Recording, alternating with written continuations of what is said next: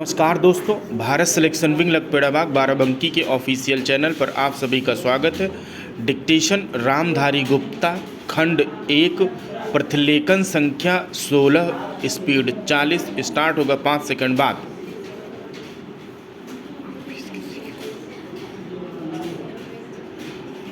अध्यक्ष जी,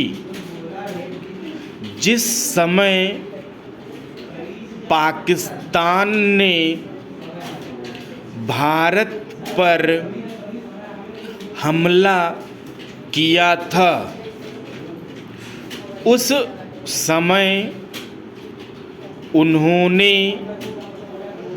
देश की रक्षा के लिए महत्वपूर्ण कार्य किया था। इसके साथ ही मैं मंत्री महोदय को यह भी स्मरण दिलाना चाहता हूँ कि शायद उन्होंने इस पर ध्यान नहीं दिया कि इस बार जो राष्ट्रीय पुरस्कार मिले हैं, उनमें रेलवे प्रशासन को केवल 2 ही प्राप्त हुए हैं, जबकि मैं ऐसा मानता हूँ कि हमारी सेना के बाद अगर किसी ने युद्ध काल में सराहनीय कार्य किया है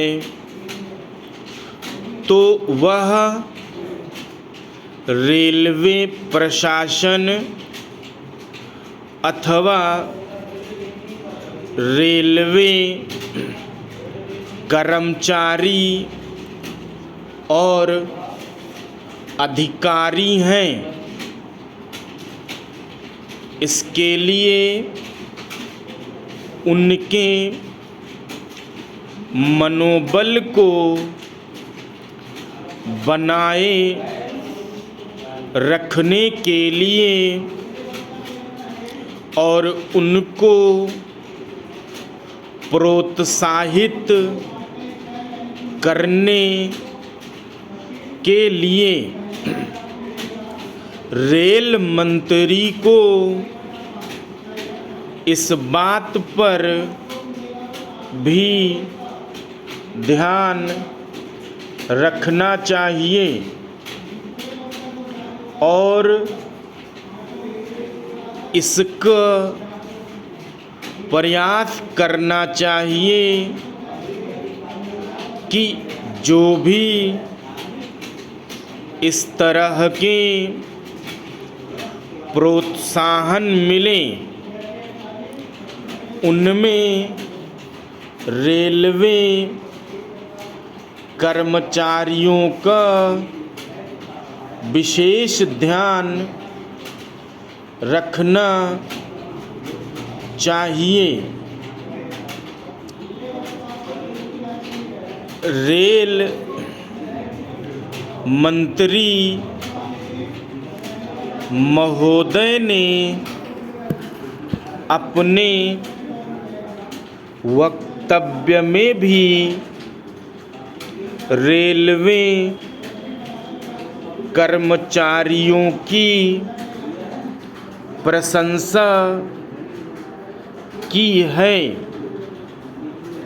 या उनको प्रोत्साहन दिलाया है,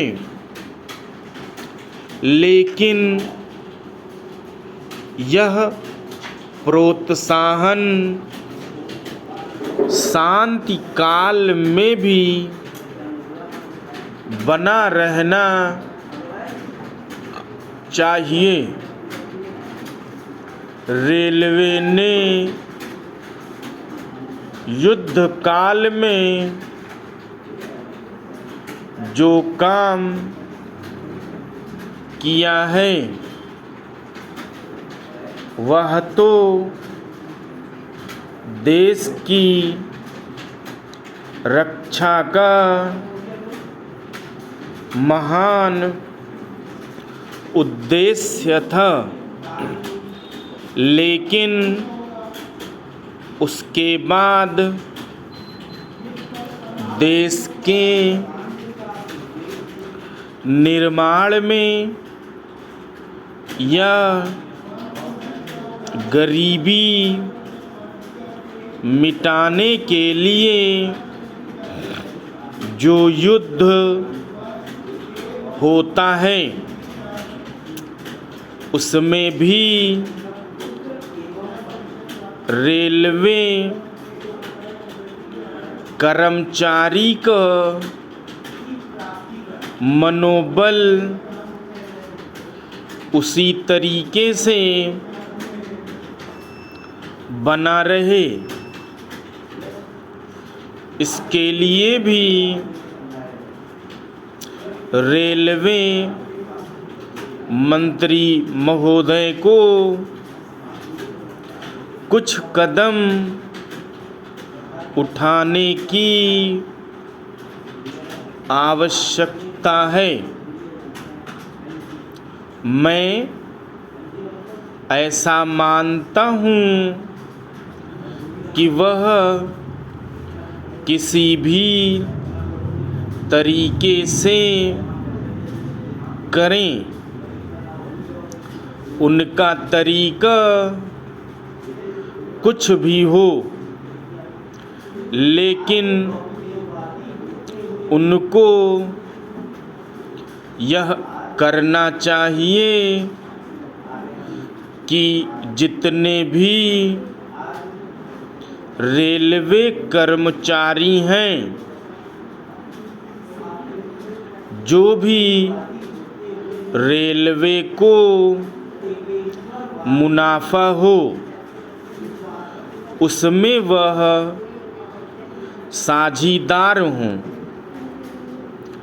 चाहे आप उनको बोनस के रूप में दें, चाहे किसी और तरीके से दें, लेकिन हर वर्ग के लिए रेलवे कर्मचारी को मालूम होना चाहिए कि यदि वह देश के निर्माण के संबंध में ठीक तरह से काम करेगा तो उसको पुरस्कार के रूप में या वेतन के अंश के रूप में अपने वेतन के अलावा पैसा मिलेगा। इसी प्रकार इस संबंध में मैं एक और सुझाव देना चाहता हूँ। स्वतंत्रता के बाद रेल प्रशासन भारत सरकार का प्रशासन हो गया, लेकिन यह लोकसभा एक विशेष उद्देश्य को लेकर चुनी गई है। यह उस कार्यक्रम का एक नमूना है। गांधी जी ने जीवन के सभी पहलुओं पर प्रकाश डाला था। धन को संयम से व्यय करने के हक में वे थे।